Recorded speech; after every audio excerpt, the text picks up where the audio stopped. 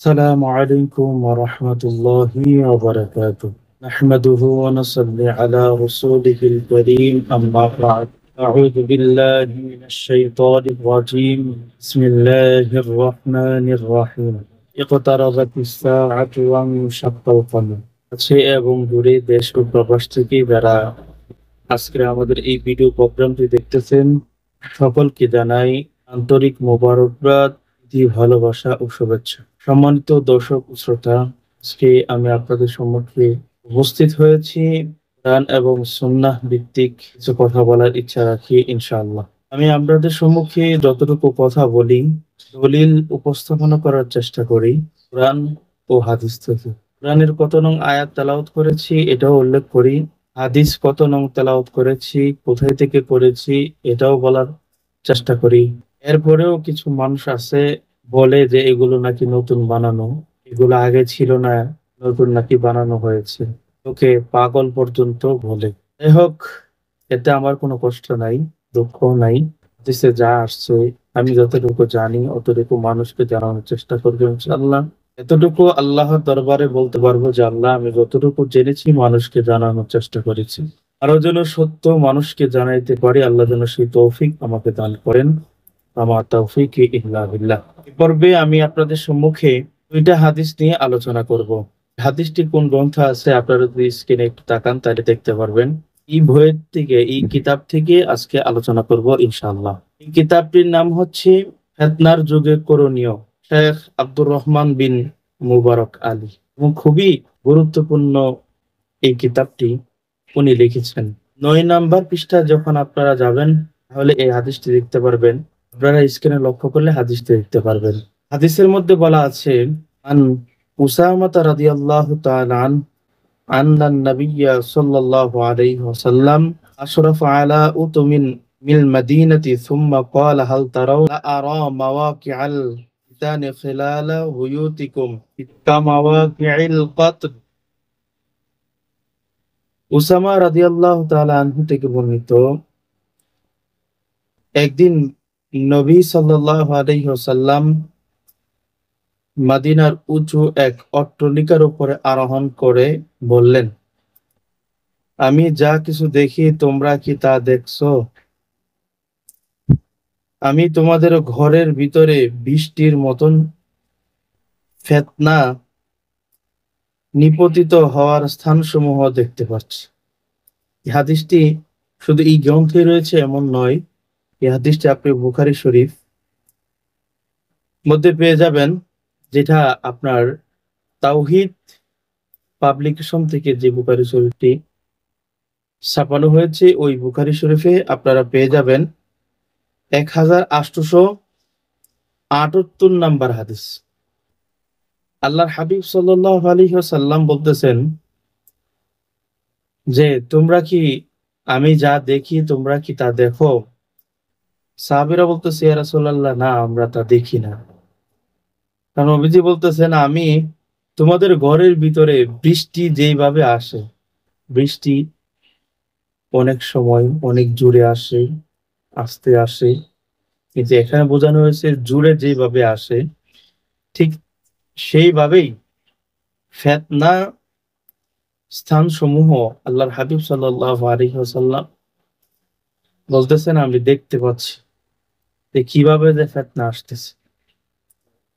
সম্মানিত দর্শক ও শ্রোতা, আল্লাহর হাবিব সাল্লাল্লাহু আলাইহি ওয়াসাল্লাম বলেছেন যে বৃষ্টি যেইভাবে আসবে ঠিক তেমনই ভাবে ফিতনা আসবে। আজকে দেখেন মানুষ যত জায়গায় যায় কোথাও গিয়ে ফিতনা থেকে বাঁচতে পারে না। আজকে সমাজে বেদাত, শিরিক, কুসংস্কার সম্পূর্ণ ভরা সমাজটা, আপনি সমাজে ফিতনা থেকে বাঁচতে পারেন না।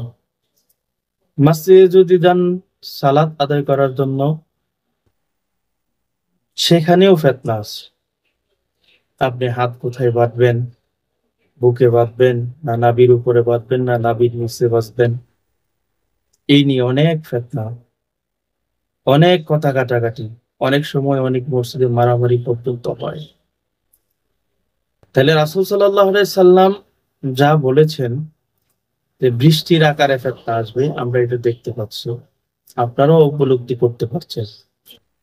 এবং আল্লাহ রাসূল সাল্লাল্লাহু আলাইহি সাল্লাম আরেকটা হাদিসের মধ্যে বলেছেন, রাসূল সাল্লাল্লাহু আলাইহি সাল্লাম যে কথাটি বলেছেন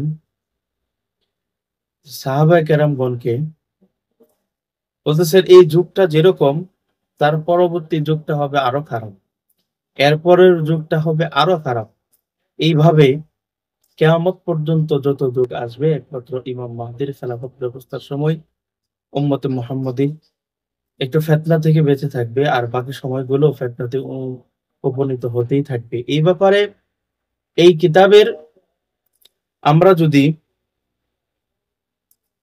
৩ নং হাদিসটি দেখি, আল্লাহ রাসূল সাল্লাল্লাহু আলাইহি সাল্লাম ওই হাদিসে কি বলতেছে, আনিস জুবাইর ইবনে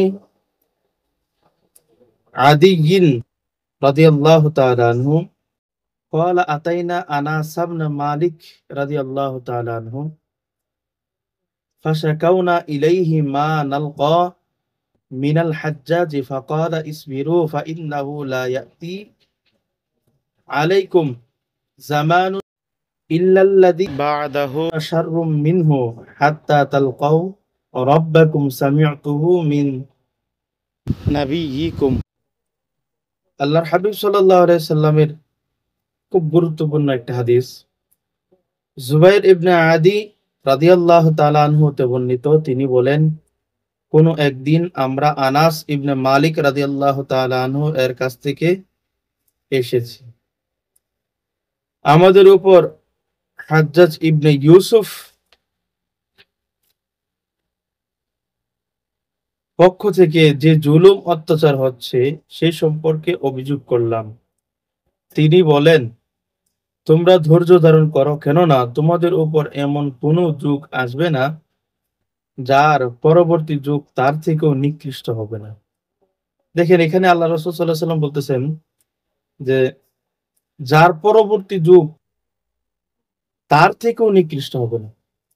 আর রাসূল সাল্লাল্লাহু আলাইহি ওয়াসাল্লাম যে যুগে আছেন, এই যুগটার পরবর্তী যুগটাকে আরো নিকৃষ্ট বলেছেন, এর থেকেও নিকৃষ্ট হবে ততক্ষণ পর্যন্ত না তোমরা তোমাদের রবের সাথে মিলিত হবে। প্রত্যেকেই তার রবের সাথে মিলিত হওয়ার আগ পর্যন্ত ফিতনা আসতেই থাকবে এবং পরবর্তী জামানাগুলো আপনার খারাপের দিকেই যাবে। আমি তোমাদের নবী সাল্লাল্লাহু আলাইহি সাল্লামকে এই কথা বলতে শুনেছি। হাদিসটি আছে আপনার এই কিতাবে তো আছেই, এবং সহিহ বুখারী শরীফ যে কিতাব ইসলামী ফাউন্ডেশন থেকে ছাপা হয়েছে, এই কিতাবে আপনি ৭,০৬৮ নং হাদিস আপনারা পেয়ে যাবেন যদি এই হাদিসটি তালাশ করেন। সম্মানিত দর্শক ও শ্রোতা, যেই কথাটা বলতে চাই, আসলে বর্তমান যুগটা হচ্ছে ফিতনার যুগ। সম্মানিত দর্শক ও শ্রোতা, একটু পৃথিবীর চতুর্দিকে তাকিয়ে দেখুন তো, একটু চিন্তা করে দেখুন, আমরা যে জামানায় আছি, যে যুগে আছি, এই যুগটা কত ভয়ঙ্কর একটা যুগ, কি জামানা। চতুর্দিকে আজকে খুন খারাপি চলছে, মারামারি কাটাকাটি হানাহানি চলছে, মা বোনদের ইজ্জত নষ্ট করা হচ্ছে, দর্শন করা হচ্ছে। আজকে এই যুগটার দিকে তাকায়া দেখুন, কত ভয়ঙ্কর একটা যুগ। তাহলে রাসূল সাল্লাল্লাহু আলাইহি সাল্লাম যে হাদিসে বলেছেন যে এই যুগ থেকে পরবর্তী যে যুগ আসবে, এই যুগটার চাইতেও পরবর্তী যুগটা খারাপ। প্রত্যেকটা জায়গায় ফিতনা, সমাজে বেদাত শিরিক কুসংস্কার ভরে আছে। আল্লাহর হাবিব সাল্লাল্লাহু আলাইহি ওয়াসাল্লাম হাদিসে বলেছেন, শেষ জামানায় এমন একটা সময় আসবে, হাতের তালুতে জ্বলন্ত আঙ্গারা রাখতে যতটুকু কষ্ট হবে, তার চাইতে অধিক পরিমাণ বেশি কষ্ট হবে মানসিক ঈমান ঠিক রাখা। আমার মনে হয় যে সেই যুগে আমরা উপনীত হয়েছি, সেই যুগটি আমাদের মধ্যে এসে গেছে। আল্লাহ রাব্বুল আলামিন পবিত্র কোরআনুল কারীমের মধ্যে বলেন, ইকতারাবাতিস সাআতু ওয়ানশাক্কাল কামার। কিয়ামত নিকটবর্তী হয়ে গেছে, চাঁদ দুখণ্ডিত হয়ে গেছে। কিয়ামত নিকটবর্তী হওয়ার আগে আল্লাহর হাবিব সাল্লাল্লাহু আলাইহি ওয়াসাল্লাম বলেছেন যে এই ফিতনাগুলো আসবে, আর ফিতনা বৃষ্টির ন্যায় আসবে। আল্লাহ তো বলেছেন কিয়ামত নিকটবর্তী, আর নবীজি বলেছেন কিয়ামতের আলামত হাদিসে মুবারকের মধ্যে। এই কিয়ামতের আলামতগুলি যদি মিলে যায় তাহলে বুঝতে হবে যে কিয়ামত আর বেশি দূরে না। সম্মানিত দর্শক ও শ্রোতা, আমি আপনাদের সম্মুখে শেষ জামানা নিয়ে কথা বলার চেষ্টা করব ইনশাআল্লাহ। আমি যতটুকু জানি অতটুকু আপনাদেরকে জানানোর চেষ্টা করব। ততক্ষণ পর্যন্ত আমার জন্য সকলে দোয়া করবেন। সকলে ভালো থাকবেন, সুস্থ থাকবেন। এই ভিডিওটি যদি ভালো লাগে আপনারা সকলেই লাইক করবেন, কমেন্ট করবেন এবং শেয়ার করে আপনাদের বন্ধুদের মাঝে ছড়িয়ে দিবেন ইনশাআল্লাহ। সকলে আমাদের এই দ্বীনি দাওয়াত মিডিয়াটি সকলে সাবস্ক্রাইব করবেন, আর সকলকে জানাই পবিত্র ঈদুল আজহার অগ্রিম শুভেচ্ছা ও অভিনন্দন। আসসালামু আলাইকুম ওয়া রাহমাতুল্লাহি ওয়া বারাকাতুহু।